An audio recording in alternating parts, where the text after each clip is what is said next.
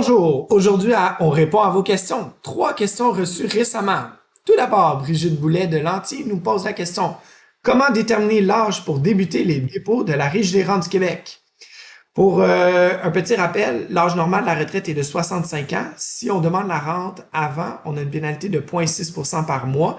Et si on la retarde, on reçoit une bonification de 0,7% par mois. Donc, savez-vous que choisir le bon moment peut représenter plusieurs dizaines de milliers de dollars sur votre patrimoine?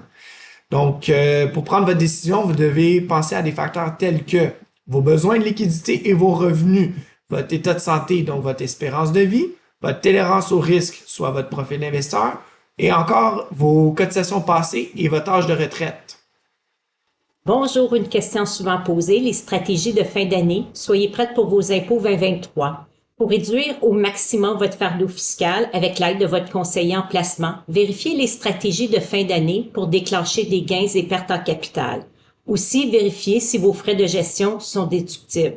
Également, n'oubliez pas de vous cotiser à votre REER pour votre retour d'impôt. Merci, bonne journée.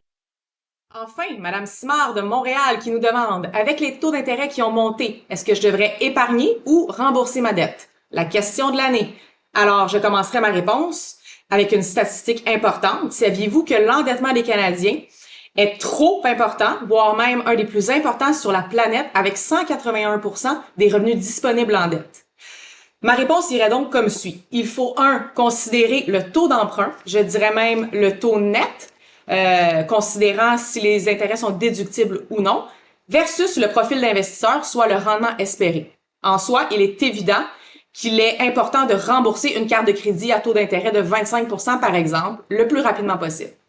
Il faut aussi considérer 2, l'aspect fiscal de l'épargne dans les régimes enregistrés tels le régime épargne-études ou le REER, étant donné les subventions et les déductions auxquelles il bénéficie.